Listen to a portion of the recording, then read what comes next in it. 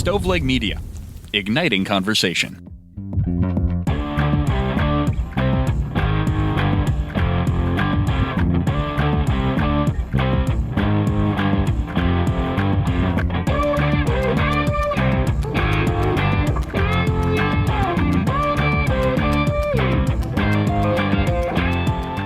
This is True Crime Cast. My name is Jamie, here with my friend and co-host John. What's up, man?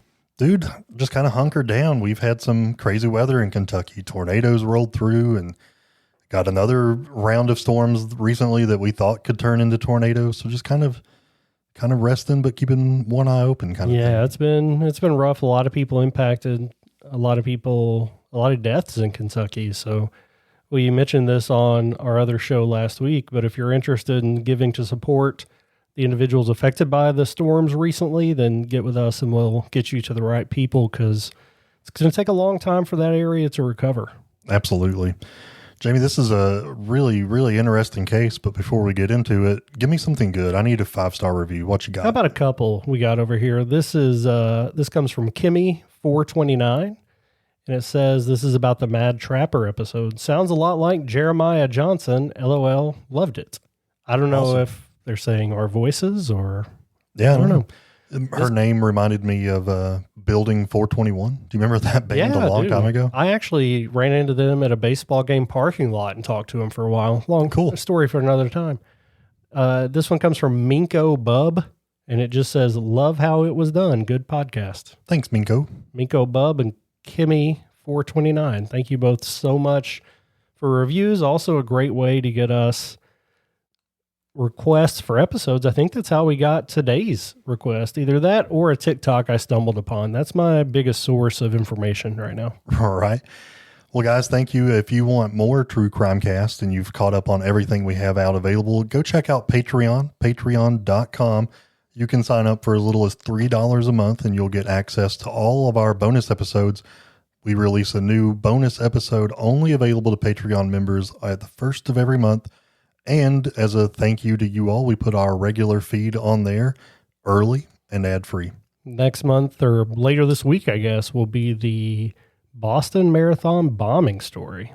Yeah, dude, I remember that vividly. So I wasn't there, but that was one of those things, kind of like the Oklahoma City bombing. Like, it just kind of captivated the news, and it's terrorism. It stays with you. Yeah. You never feel, it changes you in a way that I don't think people realize. So we will dive into that head first on Patreon.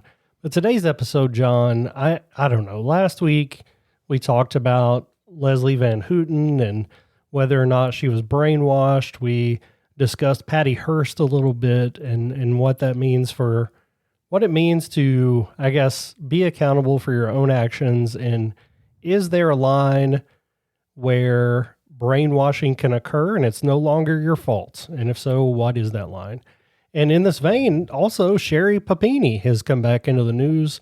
Famously, we covered that case within the last 2 years because it's a pretty recent case, but she's come out in the news lately defending herself after pleading guilty and spending time in prison for faking a kidnapping. So this kind of story is all in the news right now and certainly has my interest. For sure. And I think this case runs parallel with some of those. So why don't you get the ball rolling?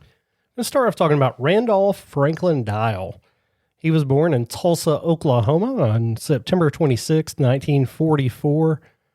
When he was just 3 years old, his parents divorced, and he also had a brother who ended up taking his own life in the late 80s. As an adult, Dial allegedly studied painting at the University of Mexico in Mexico City and worked as an art teacher in North Tulsa. What you'll find, though, as this story continues, is that Dial loved to tell a good story. And it's never very clear what's true and what's not. He had 6 children, though he claims he had 9 from several different marriages. He was first married to a woman named Christine in Mexico City. They had one son that was born in 1978, and then they divorced later that year. In 1998 in Tulsa, the son was charged in connection with his live-in girlfriend's death. Dial's second wife was Mary Catherine. They got married in 1979, and were divorced in 1983. They had one daughter named Rose, and Mary Catherine was mysteriously murdered in 1986 while Dial was in prison. The last known wife of Dial, her name was Robin. She was married to Dial in 1983, and they divorced in 1986, and they had one son together named Perry. So lots of kids, lots of marriages, lots of weird things surrounding his wives and his kids, and some untimely deaths. Yeah, well, brace yourself because it gets weirder. So he used to portray himself as a hero. He wanted everyone to think that he was the man. He told his friends so many different stories, it's really hard to keep track of. But to some friends, he told them that he was in Vietnam. He told some friends that he was a member of Delta Force, which is like a prestigious unit. He told some other friends that he was in the CIA, the FBI. He told some friends that he was a member of the Secret Service. All of these things are different, but the uniting factor is that they are all viewed by the general public as, oh, thank you for your service. You were looked upon as kind of the hero. He told others that he was a hitman with the mafia, and he had mafia connections. So to some people, he wanted to seem impressive or like in a bad guy kind of vibe. He even claimed that he was a murderer. He claimed that he committed a hired murder in 1981. And so this really was a murder, and he really was connected with it, but I don't think we have a full picture of what actually the motive was. But let me tell you about this. So Dial showed up to a house in Broken Arrow, and it was the home of a karate instructor named Kelly Hogan. So he got to the house. He asked Hogan's wife, who answered the door, some questions. This was at like 10 o'clock at night. And then Dial shot Hogan, left the house. He never actually went in, so there were no fingerprints. There was nothing to go off of other than Hogan's wife's visual of this man who she had never met before. So this guy just kind of disappeared for years. This case went unsolved until 1986. Again, this was in 1981 when the murder actually happened. You want to know how it was solved? Well, he turned himself in. So police were not on his tail. It wasn't like he was getting pressure. He told police that he was hired by a Kansas City mob member to be a hitman and kill Hogan, but was concerned that he was the next target. Years later, he told a different story altogether. He said that he actually killed a man that he thought was dealing drugs to one of his kids, and when he found out that that was a mistake, he turned himself in. I don't know what to believe here, Jamie. This is a fascinating story about Hogan because Hogan was a karate instructor. He had grown up, loved karate, and was studied under an instructor in his area. They kind of had a falling out, if you will, and then he opened up his own dojo. So it was almost like a Karate Kid situation where you have these once friends who are now rivals. So there was a lot of harassing things going on in Hogan's life, and he at the time thought it was his friend that's turned rival trying to get him to stop being an instructor. So for years, people suspected that his rival dojo slash friend at one time was responsible for his death. This is what I believe. Very little to none of anything that Dial says. And it's so tough because, I mean, any good lie is sprinkled with the truth. And I think he was actually pretty good at doing that. As far as turning himself in, if he was scared for his life, maybe that happens sometimes. But you also wonder, a lot of people who give confessions, I guess there are a lot of people who give false confessions, is what I'm trying to say. After he'd spent several years in prison, Dial was transferred to a minimum security unit at the Oklahoma State Reformatory.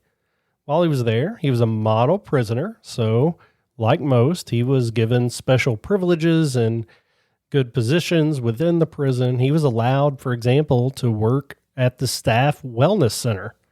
Warden Jack Cowley assigned him to work there as a janitor, a towel boy, and to paint murals on the walls. Again, he was an artist, remember. And it was there that Dial met our next character in the story, Bobbi Parker. Bobbi was married to the deputy warden named Randy Parker, and he met her there at the prison.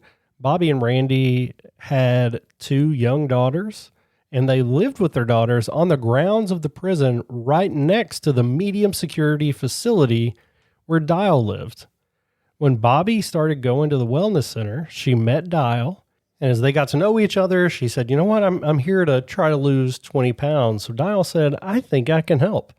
He gave her some advice. He walked with her twice a week around the track. And of course, while you're walking on the track or on the treadmill, that's a really good time to talk and get to know somebody. And this was a guy who, yes, he was a prisoner, but obviously he was trusted and valued within the prison. And they were spending a lot of time together, John. That's always a questionable situation. And just so everybody's on the same page, and you said it correctly, I just want to make sure we're all tracking. There's a lot of names.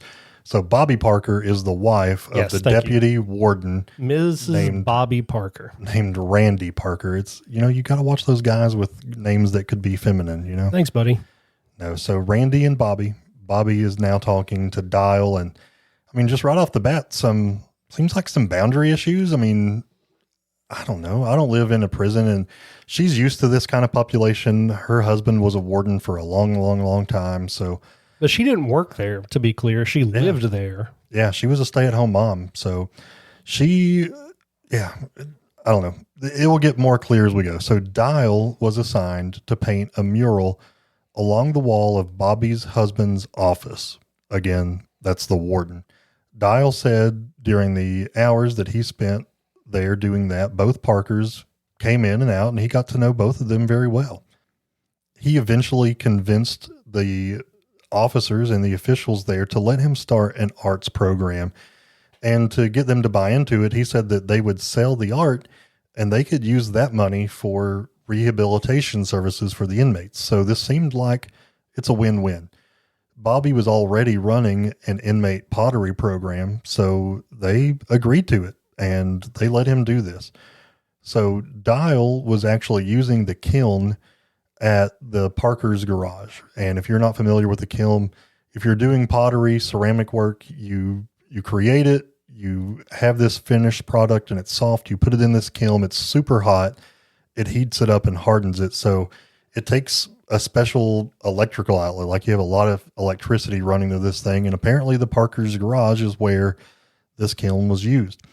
So Dial became a daily fixture inside the Parker home. So even though he was in jail or in prison for murder, he had accumulated enough, I guess, brownie points, if you will, with prison officials that they did not view him as a threat to anyone. He was allowed to kind of, their house is on the property, so it's not like he's leaving the prison and coming back whenever he wants, but he's on the grounds, but just kind of free to roam kind of wherever he wants on the premises. Which is wild to me. And I get that people kind of earn trust and that kind of thing, but he's still in prison for a murder. So it's not like he's there, I don't know, in a traffic ticket and he's never been a threat. Like he's been convicted of killing somebody. So I think he has to be a threat. And he was certainly a threat to the Parker's marriage. When we get back from the break, we'll talk about how the relationship between Dial and Bobbi Parker really heated up around that kiln.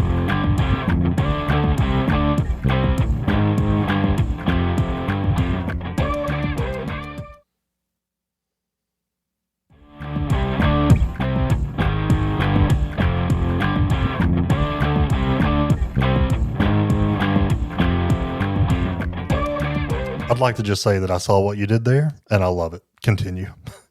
Oh, yeah, thanks. I didn't know if you picked up on it. So they're in the garage. That's where we're going to start out. The day is August 3rd, 1994. Randy Parker left for work, and as usual, he saw Dial working in his garage. When he came home that afternoon, though, his wife Bobbi wasn't there. Again, stay-at-home mom. Hadn't told him she was going anywhere. She did leave a note that said that she had gone shopping. So kind of odd to just leave a note and not talk to him. But he's like, you know what, it's fine. I'll just go throughout my day and she'll be back for dinner, surely. And it took until the evening before he started to get worried. That's when he realized that he also hadn't seen Dial since that morning. Randolph Dial was in his garage when he left. He came home, his wife is gone, and Dial's gone. He asked an officer to go and check Dial's cell, and of course it was discovered that he wasn't there. So Randy was worried that Dial had somehow escaped or had decided to hurt Bobbi in order to escape, or even abducted her to take him with her. He searched for his wife. He got help from volunteers, but there was no sign of Bobbi anywhere. One inmate, though, claimed that he did see Dial get into a car before Bobbi drove him away. So an inmate is claiming, I saw them leave together. Bobbi's van was discovered 2 days later, abandoned in Wichita Falls, Texas. Police considered Bobbi an endangered missing person, so the general idea was that she had been abducted by Dial, again a convicted murderer who was in her house each and every day. They were worried that she was being held against her will and possibly already injured or killed. 8 days after the van was discovered, a member of Bobbi's family got a phone call saying that she would be home soon and asked that they would take care of her children until she got there. So that same morning, and we have some testimony that we'll kind of tell you more about later, but for now, the version of the story that we have is that Bobbi got into her van that morning, and little did she know Dial was actually hiding in her van. When she got in, Dial held a knife to her and told her to drive to Wichita Falls. As Bobbi cried and screamed, Dial says that he reassured her. He said, look, in the morning I'll turn you loose, but tonight I'm going to tie you up. I'm not going to molest you, do anything like that, but I've got to get some sleep. So they left the van behind. They took a taxi to Fort Worth. Then from there, they took a bus to Houston, and then from there, a taxi to Galveston. The entire way, Dial said that he made Bobbi drink wine and allowed her to make a few phone calls here and there, but that's when she called her family, not her husband, to make sure that her children knew that she loved them and that she would be home soon. Dial's original plan was to go to Mexico, but at some point that plan fell through, along with his plans to let Bobbi go home. And again, she is, at this point, thought of as a kidnapped person. She's allowed to make a phone call, but does not call her husband, which I think is an important thing to note. Dial took Bobbi along with him as they stayed in really gross motels. They stayed in homeless shelters. He said the whole time he was complimenting her on how she looked and the way she talked, and he started holding doors for her. So he went from holding her hostage and promising to let her go to essentially trying to woo her. Is that the right description that we're going for here? Sure. One night, just before Christmas in 1994, Dial bought a lot of wine for both of them and told Bobbi that he was in love with her. According to Dial, she reciprocated, and then the two made love that night. The next morning, Dial told Bobbi, look, here's what I'll do. If you'll stay with me for a while, not try to run away, I'll treat you good and I'll find us some work and we'll get out of here. He did, however, continue to keep her tied up, and he scared her with threats of going back and harming her family and children. Charles Sasser, who is a writer and a former Tulsa homicide detective, wrote a book based on Dial's case called At Large, while Dial and Bobbi were still on the run or missing, depending on how you want to look at it. In 2001, 7 years after Dial's escape, he called Sasser to say he had read the book 12 times and told him, you weren't always complimentary to me, but you're always fair and objective.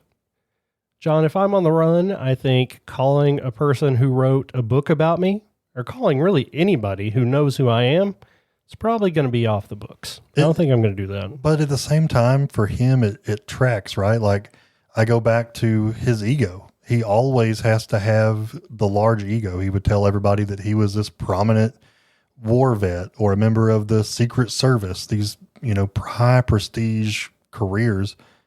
So now he's calling this guy to, I don't know, kind of taunt. It's almost like a taunting thing, right? It's like, I'm aware. Yeah, it's pretty much like, I know you wrote this book about me, but it was all about me. It's always all about me is the kind of the vibe I get. So Sasser asked about Bobbi, and Dial said she was doing fine, even putting her on the phone.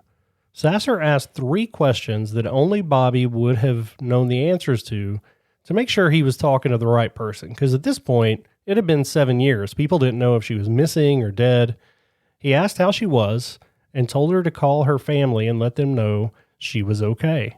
Then they discussed that she thought maybe it was just better off for them to keep thinking that she was dead. She didn't know whether she should call him or not.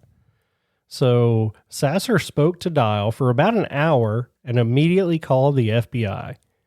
FBI attempted to trace the call, but they were unable to do so. This was 2001, John. I figure it'd be pretty easy to trace a phone call by then. Yeah, you'd think at that time, everybody has like caller ID, or you could have like, what was the star 61? Star 67. But I mean, surely the FBI can get around that, right? Yeah. I mean, but even if you didn't have a caller ID, you could do like star 61 or something like that to get your last call. Oh, that was star 69. Star 67 blocked it from happening. Okay. Gotcha. I mean, I don't know. Yeah, that's how I did a lot of prank calls back in the day. Yeah, it was. But in 2005, 11 years after the escape, someone called in the tip line for America's Most Wanted. Used to love that show, especially at this time. So that's awesome. It was peak. So they called in. They said that they saw Dial's face on the show and that they actually saw someone who looked like her working on a chicken farm in Kamptee, Texas. So on April 4th, 2005, police swarmed a mobile home at that rural chicken farm in the woods. This is near the Louisiana border. And that's where they found Dial and Bobbi living under the names of Richard and Samantha Dale. So Dial was actually in the middle of cooking a steak for supper, and he told officials, "I'd been thinking of when you were going to catch me. I'd been looking for it, but I never saw this coming." Dial was immediately arrested peacefully, but there was a loaded pistol found on a nearby table and a shotgun by the door. Both Dial and Bobbi maintained that Bobbi was being held there against her will. And that's where the question comes in, right? This is, at this point, 11 years after they had gone missing, and she's claiming that she didn't want to be there. And you start asking yourself, were there opportunities to escape? Was she afraid to try to escape? Was she brainwashed? And that's all stuff we'll get into here in a bit. Those who live nearby, though, said that they always felt like something was off with the couple. They kept to themselves and never engaged in community events, really personal conversations. They said Bobbi was nice, but Dial remained cold and distant. In fact, people who did approach the secluded trailer were typically met with Dial holding a gun, demanding to know who they were and what they wanted. Which, honestly, John, chicken farm, Texas, I'd say that's not too uncommon. For work, coworkers said Dial was fired from the chicken farm and that he pressured Bobbi to take on extra hours to make up the difference so that he didn't have to go back to work. When neighbors asked why Dial wasn't working, Bobbi would nervously explain that he was too sick. But people who stopped by said Dial continued to work on his art, including sculptures at home, while Bobbi worked in these brutally hot conditions, so he seemed just fine when it came to doing what he wanted to do. Bobbi, who is now 42 years old, was reunited with her husband. Again, Randy Parker, who was the deputy warden at the prison that Dial escaped from. Texas Rangers said it looked like a husband and wife who hadn't seen each other in 11 years. So it was as people had expected. It was a tearful reunion. Randy noticed that Bobbi had a hard time talking about her experience with Dial, and I think that's probably expected. Somebody's been kidnapped for over a decade. I doubt they're going to want to tell you about every awful thing that happened. They're going to want to, I guess, rejoice in being away from that for a bit. Randy also noticed differences in her behavior. Like, she asked permission when it was time to go to the bathroom, or she asked permission if she could go get herself something from the refrigerator in the house, which was not something she would have ever done before she left with Dial. So definitely looks like this is behavior that she's picked up because she's been held captive and she, was living basically as a not free person, right? So meanwhile, in Texas, agents from Oklahoma SBI were making some puzzling discoveries in a mobile home on the chicken farm that they were found in. So agents found several things: condoms, sex toys, and numerous Valentine's Day cards the pair had exchanged. While the two claimed that Bobbi was there against her will, they did find out that Dial often sent Bobbi into town for errands, including going to the grocery store by herself, which was right across the street from the police station. Now, Bobbi would always claim that she was just too afraid to venture off the path that he had put her on because he had ties to the mafia, and if she ever tried anything fishy, then he would, always have those connections that would show up and off her. Chief Deputy Kent Schaefer noted she could have driven to this police office instead. We would sure as the world helped her, and I can guarantee you that is what he said. When Bobbi did run errands, the town noticed that she wore a straw gardener's hat that was pulled tightly down on to kind of cover her face, and then she also would wear a scarf. She would wear a baggy dress. They all joked that she was in disguise wherever she went, and little did they know that's actually true. She was actually trying to look like someone else or look unrecognizable. Yeah, she was still on the run and, again, being held captive. Whether you want to say she was afraid to go to the police station or not, I think she probably could have gotten away with people recognizing her in public, but she is making efforts to ensure that nobody knows who she is. Another suspicious event happened in 2004, around a year before they were discovered, when Dial had a heart attack and was rushed to the hospital. There was seemingly another opportunity to escape. I mean, not only was he at the hospital, but he was in bad shape. If you have a heart attack, the recovery is brutal. You know what you can't do if you're in the hospital for a heart attack? Call the mafia that you say you have a connection with. Not with that attitude. So she told authorities that Dial had drugged her and kidnapped her, and they actually found out that Bobbi wrote Dial a love letter while he was in the hospital and stayed by his side. And despite evidence of her love, of her lovemaking, of her writing these notes and disguising herself and her avoiding ways that she could escape, she told authorities that he beat her mercilessly and that he occasionally would brutally rape her. She said that she was bound to Dial because he always threatened her family. She wasn't necessarily worried about herself. She was worried about her kids, and he told her if she even approached a cop, that he would hurt her family. Now, Sasser, again, who wrote the book, he talked to her in 2001 and said when he talked to Bobbi then, neither of them made it sound like she was being held against her will. It sounded like he was talking to a couple hanging out at home. He said, "I don't believe it. I spoke to her and told her to call her children," end quote. So he certainly, who researched Dial more than anybody else, didn't seem to buy this story. Dial's first interview with Oklahoma SBI was 2.5 hours long, and in it, he said, "I was a hostage taker and will probably live to regret it, but now I don't. Doing a life sentence at my age, I wouldn't trade it for the past 10.5 years. He said that their relationship was never romantic and that they lived in separate rooms. Dial said it was likely that Bobbi had Stockholm syndrome, which we've spoke about, where, basically you are afraid, you're kidnapped, but all of a sudden things change and now you're kind of connected to your oppressor, basically. Yeah.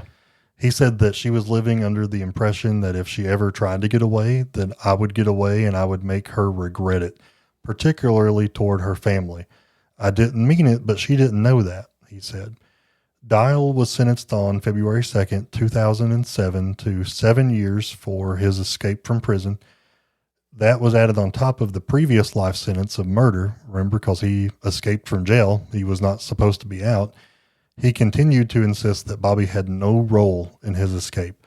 Dial said that he simply seized an opportunity, knowing that Bobbi was planning on going shopping that day, so he wouldn't be expected home, or she wouldn't be expected home, and that would give him a chance to get far away before anyone would ever have a chance to notice. And when asked if Dial thought Bobbi loved him back, his answers were ambiguous. But one thing was clear: he wanted to make sure Bobbi was not persecuted as an accomplice. He told authorities, save yourself some trouble. That girl cannot be convicted because when I get on the stand and I convince the jury and I speak my language, I'll tell him I kidnapped her. So you're wasting your time. Dial ended up dying in prison from complications surrounding lung cancer. He died in prison on June 13th, 2007. So he has said, I will testify to keep her out of prison. And just a couple years after he's brought back in prison, he is no longer alive. So fast forward just a few months, in April of 2008, almost 3 years after being brought home from the chicken farm, Bobbi was arrested and charged with felony charges of helping Dial escape from prison. It took another 3 years of gathering evidence and court motions before we finally get to trial. Prosecutors allege that Bobbi was in love with Dial, that she helped him escape, and that she not only wanted him out of prison, but orchestrated it so that she could be with him. Her defense maintained that she had been drugged, she had been kidnapped, and she was repeatedly assaulted, preventing her from feeling safe trying to seek shelter or escape. They also presented a previous psychological report from the Oklahoma State Reformatory confirming that Dial himself was very manipulative, especially around women. So the trial featured more than 80 witnesses and over 800 pieces of evidence. That seems like a lot. I'd like to talk to all of our attorney friends to see like what's an average amount of evidence, but that's a lot for it. Feels like a lot. But I mean, again, she's held captive for 10 years. So lots of opportunities maybe to gather this evidence. In September of 2011, this case would finally go to a jury to learn the fate of Bobbi Parker, and she was found guilty of smuggling or helping a convicted killer escape jail. I said smuggling. But in a lot of ways, it was like she smuggled him when all this time they thought that maybe he smuggled her. Well, I mean, I think it sounds like they pretty much just went and got in her car and took off. There wasn't much to hide till they got out of town. They spent about 3 days deliberating on this and recommended Bobbi spend 1 year in prison. That seems like a light sentence. We can talk more about that in a minute, but she only ended up serving 6 months and was released on April 6th, 2012. Today, Bobbi is still married to her husband, Randy. They live in Oklahoma. Bobbi has built a wonderful relationship with her 2 daughters. Yeah, dude, I'm getting divorced. That's for sure. So. Yeah, and in any picture that you find of Bobbi since she was recovered, Randy is right there. He was by her side during her trial. He was by her side when she got out. His dedication to her is unmatched, and it really seems like he believes the story, which I think is a pretty implausible story to believe. And again, I realize that brainwashing is a thing, that manipulation, gaslighting, all of these are key words in psychology and very popular concepts for good reason. But for her case, it really just seems like she wanted to escape with Dial and be away from her husband. Yeah, I mean, let's remember where this all started. They would take walks together on the track at the prison. I even read that he would come over and they would sit on the swing of their front porch, like Bobbi's front porch. Oh man, front porch swinging where I'm from, that's pretty much a marriage proposal. There's a whole song about it, just a swinging. Yes, sir. So yeah, I mean, I personally think it's very clear to see what happened here. I think she got wrapped up. Maybe things weren't going great at home, and our pastor phrases it in maybe an odd way, but I've always remembered this, like, you have a bank emotionally and you're either getting deposits or withdrawals. And maybe perhaps her and Randy were having some issues and he wasn't making regular deposits, but then she met this guy, and maybe he was making the deposits that she needed. So, and maybe there were moments when she mentioned going home when she missed her kids or whatever. And maybe in those moments he did make a threat. But I think overall, this was something that she got into intentionally. I'm glad she was held accountable for it, but you wanted to talk about her sentence as well. Well, yeah. I mean, if you help somebody escape prison, and then I guess it's not really a crime to leave your family, and leave the children behind for 10 years now, it's maybe not a crime, but you can have your children removed for that. It's called abandonment. It's not something you go to prison for, but yeah, you helped a murder inmate escape prison. You go to jail for a long time in my book, not 6 months.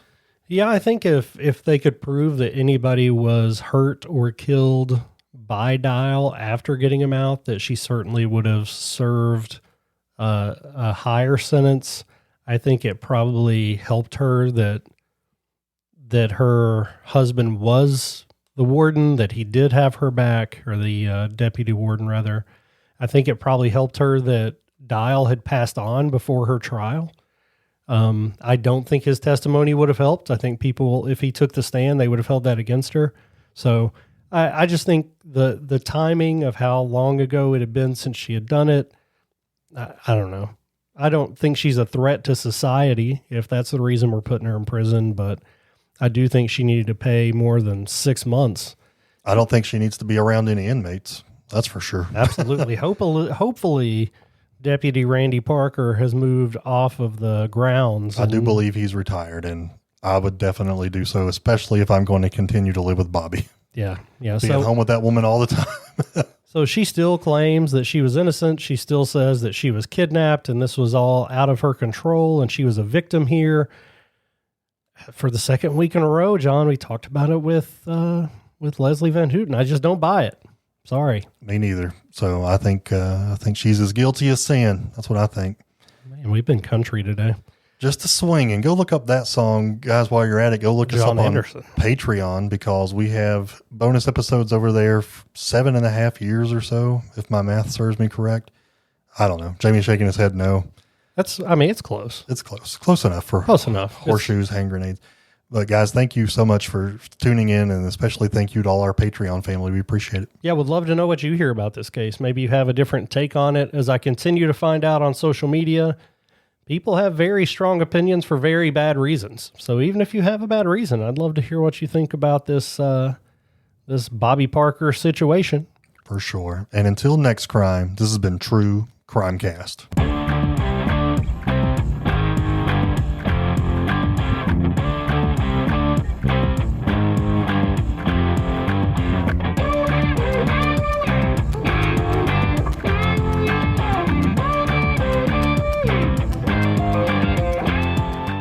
You've listened to True Crimecast, distributed by Stoveleg Media. Check out stoveleg.com to find out more about your hosts and to find other podcasts to listen to. Stoveleg Media, igniting conversation.